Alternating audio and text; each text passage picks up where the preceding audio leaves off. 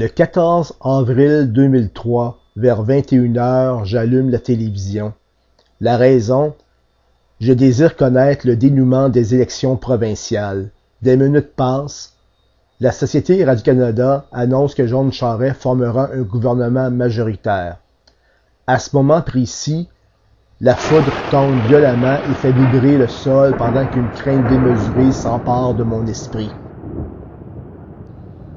À moins que ma mémoire fasse défaut, je crois que John Charest reçoit des éloges comme aucun autre politicien québécois. Voici des exemples. Le 2 février 2009, il a reçu la médaille de la Légion d'honneur du président Sarkozy.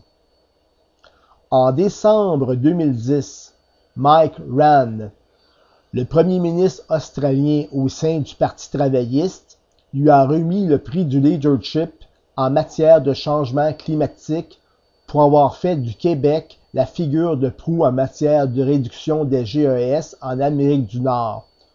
Pour bonus, le pays de Skippy le kangourou, l'Australie, baptisera de son nom une forêt urbaine située dans la région d'Adelaide. Donc, si un jour vous visitez l'Australie et Adelaide, je crois que c'est au sud de l'Australie, vous risquez de voir qu'il s'y trouve une forêt qui se nomme Jean Charest. C'est quand même bizarre. On continue. Plus près de nous, je viens de le préciser, en octobre 2011, John Charest fut honoré pour service public à la gare Windsor de Montréal par le Woodrow Wilson Institute of Canada. Je dois le préciser, j'ai pris connaissance de cet événement grâce à la plume de Marco Bélair Cirino. Il s'agit d'un texte du Devoir du 25 octobre 2011 ayant pour titre « Jean Charest primé pour son engagement public ».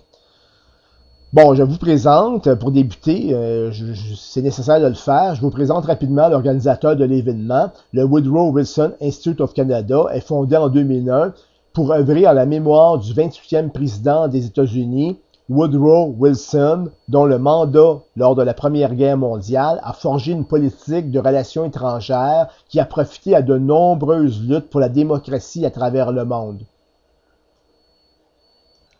Au Canada, le Woodrow Wilson se passionne pour les relations entre le Canada et les États-Unis avec le soutien de consultants dont les noms ne devraient pas vous être étrangers. James Blanchard, l'ex-ambassadeur états-unien au Canada de 1993 à 1996, celui qui a réaffirmé le soutien des États-Unis envers le Canada lors du référendum québécois de 1995. Donc, James Blanchard était dans le camp du non, en fait, sous le parapluie aussi de John Charest, qui était dans le comité du non. Donc, il s'opposait à la souveraineté du Québec, en prenant, en fin de compte, pour un Canada uni. Il y a aussi Raymond Chrétien, le neveu de l'ancien premier ministre Jean Chrétien, l'ex-ambassadeur canadien aux États-Unis, en France et au Mexique, qui préside actuellement le Centre d'études et de recherche internationale de l'Université de Montréal, mieux connu sous l'acronyme de CERIUM.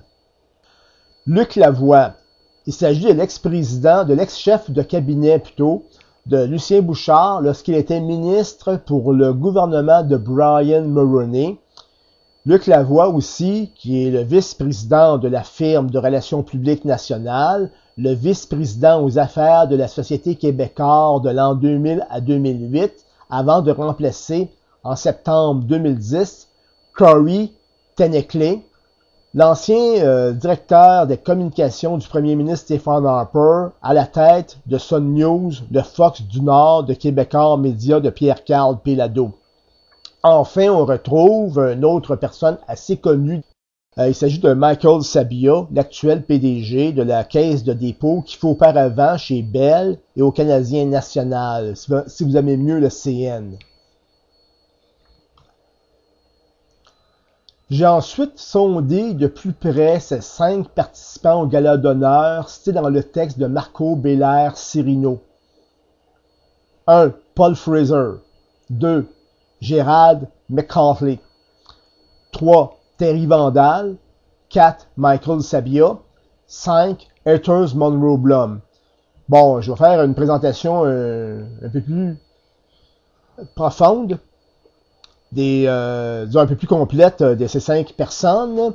Bon, on commence avec Paul Fraser. Avant de devenir un membre du conseil consultatif du Woodrow Wilson of Canada, Paul Fraser a fréquenté les universités McGill, Carleton et Harvard.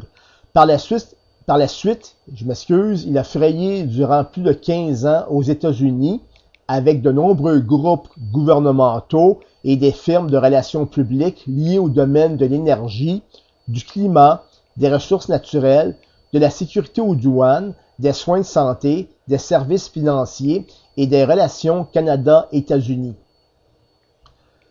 Depuis janvier 2010, il occupe le poste de conseiller spécial à la Chambre de commerce du Canada pour traiter de dossiers qui touchent le Canada et les États-Unis.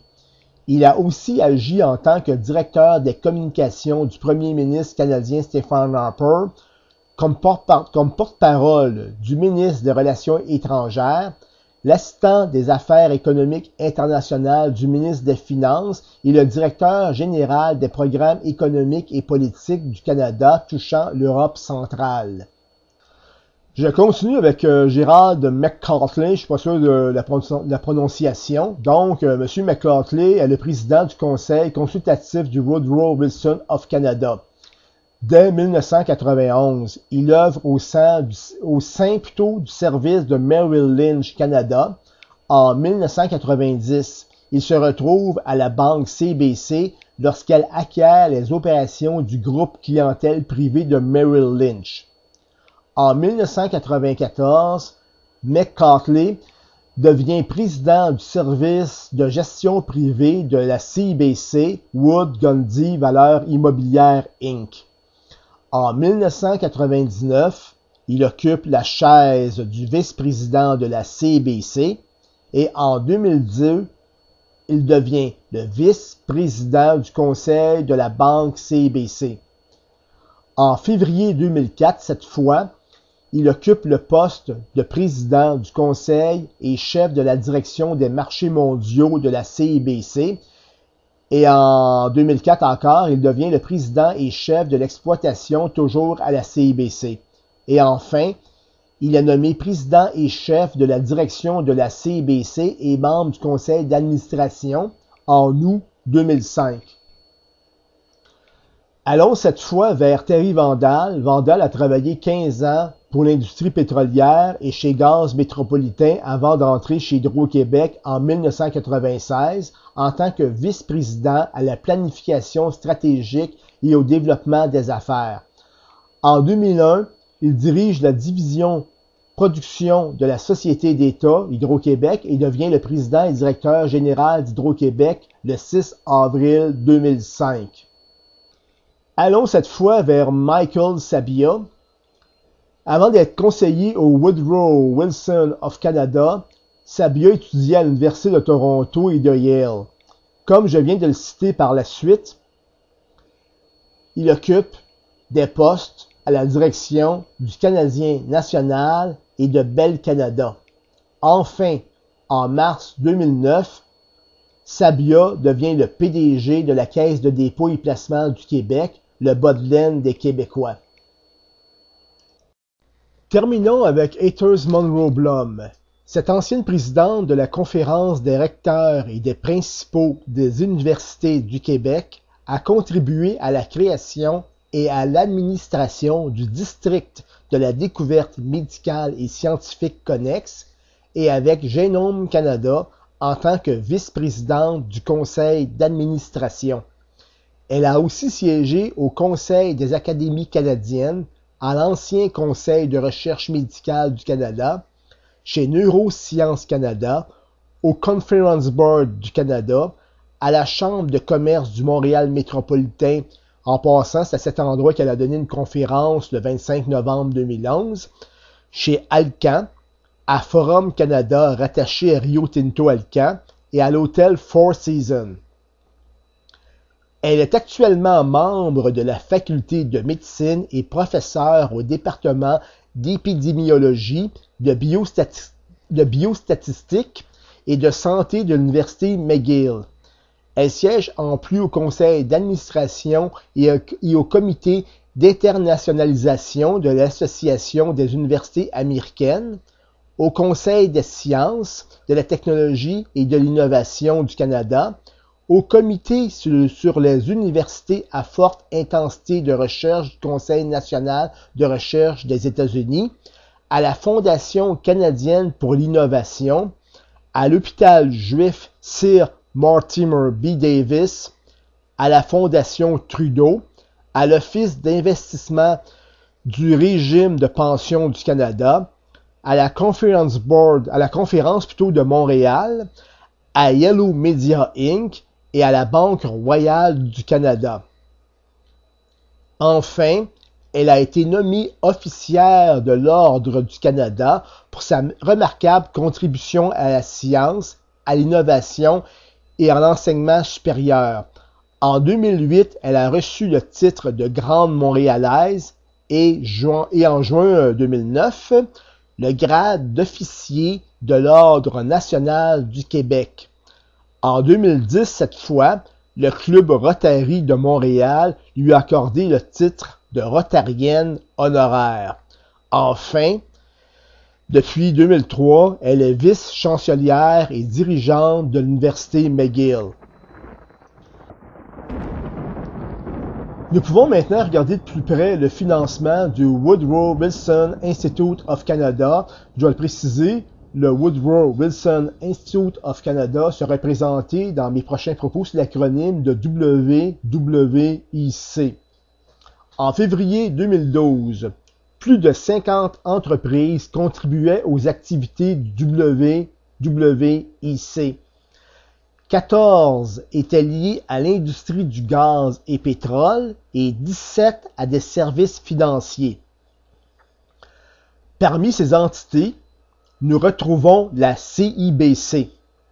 Selon le texte de M. Bélair-Sirino, Le Devoir, la banque où siège Gerald T. McCartney, en tant que président en chef de la direction, donnerait 100 000 $ annuellement au WWIC. Petite histoire, la CIBC fut fondée en 1961 de la fusion de la Banque canadienne du commerce née à Toronto en 1867 et la Banque impériale du Canada, créée aussi à Toronto en 1875. Aujourd'hui, la CIBC est une des six plutôt grandes banques à Chartres du Canada et a une présence importante aux États-Unis, aux Caraïbes et au Royaume-Uni. Enfin, je vous livre un petit détail qui peut sembler anodin. La CIBC est associée au fameux President's Choice Financial de l'Obla, l'entreprise canadienne d'alimentation, aussi connue sous la dénomination de Super Value. Je continue. Un autre généreux donateur a offert 50 000 $ au WWIC. Son nom est Power Corporation Canada.